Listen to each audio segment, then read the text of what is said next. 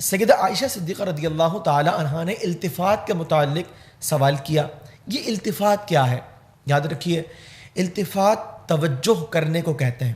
بسا اوقات انسان اپنے اعضاء وغیرہ سے توجہ کرتا ہے، مثلا آنکھوں کے ذریعے ادھر ادھر دیکھنا، یہ بھی التفات ہے.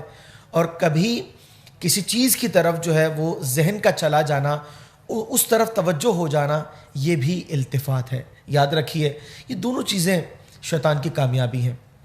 جب شیطان اس میں کامیاب ہو جاتا ہے تو نمازی کے ساتھ کیا ہوتا ہے؟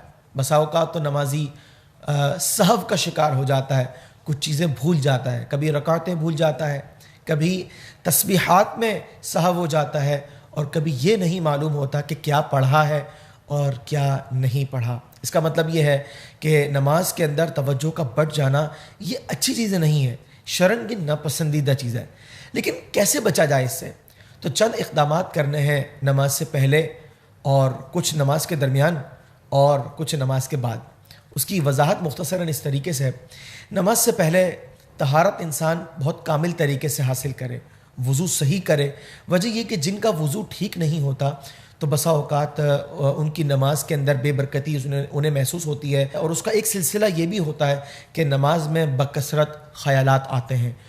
اسی طریقے سے نمازی جس وقت نماز کے لیے کھڑا ہو جائے، اب اس نے آغاز کرنا ہے، تو اپنے ذہن کو دنیاوی خیالات سے پاک کرنا بہت ضروری ہے.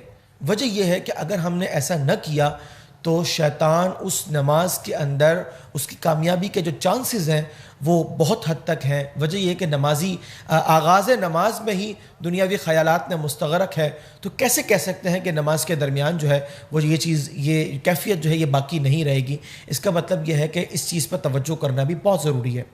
نماز کے درمیان ایک نمازی کو اپنی نگاہوں کی حفاظت کرنی چاہیے. وہ کس طریقے سے؟ جس وقت قیام میں کھڑا ہوا ہو، ہاتھ بندے ہیں، لیکن اس کی جو توجہ ہونی چاہیے وہ نماز کی طرف ہے، اور طریقہ کار یہ ہے کہ وہ اپنی نگاہوں کو سجدے کی جگہ پر رکھے، ہلنے نہ دے.